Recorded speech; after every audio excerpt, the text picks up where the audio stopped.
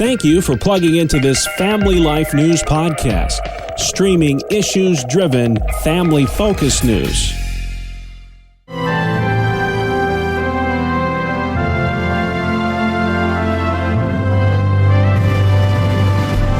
Arizona Christian University is suing a local public school district after that school system severed a decade-long partnership with the college. Their reason for doing so was that ACU's religious views were out of line. I'm Abigail Hoffland, and this is Faith Under Fire. Joining us today to discuss the status and implications of this case is attorney Jake Reed with Alliance Defending Freedom. Jake, thanks so much for being with us today. First off, could you give us some background on this story and remind us what exactly prompted the lawsuit by Arizona Christian University against the local public school district? So ACU had a relationship with the school district going back over the last 11 years. That relationship has been nothing but beneficial. All that changed in February of this year when the school district decided on February 23rd to cease that partnership with ACU. And it made that decision strictly because of ACU's religious beliefs and, their statements they posted on their website. Fast forward 2 weeks from that. So at the beginning of March, there was a second school board meeting where you have a lot of input from the public on both sides come in and make comments. And the school board effectively doubles down on their decision to terminate the agreement with ACU. What are ACU's main arguments here?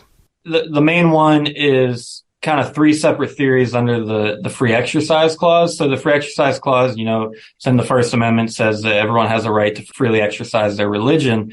And we have three different theories under the free exercise clause. The first is that the government cannot be hostile towards religious beliefs. So they can denigrate your beliefs or disparage them, which is what the school board did here in that February 23rd meeting. The second is the government can't disqualify religious organizations or people from participating in programs like everyone else. And again, that's what the school district did here. So that also violates the free exercise clause. And then the third reason is free exercise clause prevents the government from burdening your religious beliefs. So that's kind of just another way of saying the government can't act non-neutral. It can't act discriminatory. Other than the complaint about the college's belief statement, is the school board citing specific reasons for ending the partnership? The school district has no response other than to point to ACU's religious beliefs. In the legal documents, the school district says they're just making business decisions, which they're entitled to do. But the problem is there's no evidence of a business decision. The only evidence is of hostility towards religion and discrimination towards religion. They don't cite any other reason. So the school district can argue there's other reasons, but they haven't come forward with any. In the meantime, has this placed an extra burden on Arizona Christian University?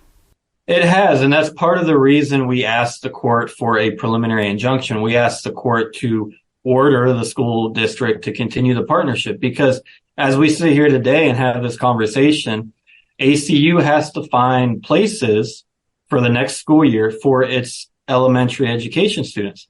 There's a number of students that have to fulfill student teaching requirements, and a number of them who expected to fulfill them within the Washington Elementary School District.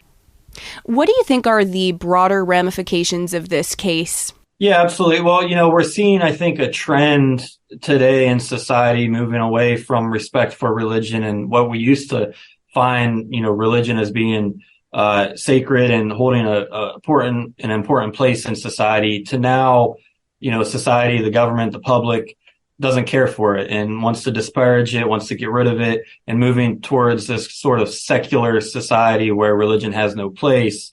And the government has their own views and orthodoxy on what is right and what is wrong. And they're trying to impose that on everyone else, including, Christian organizations and people of faith. And they have no right to do that, no place to do that. So this case does have implications across the country. And we need to make sure we need to kind of stem and put a hold on the government from taking action that discriminates against people of faith.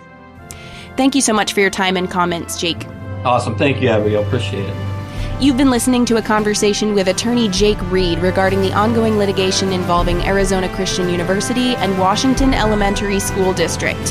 Thanks for tuning in to Faith Under Fire. For Family Life News, I'm Abigail Hoffman.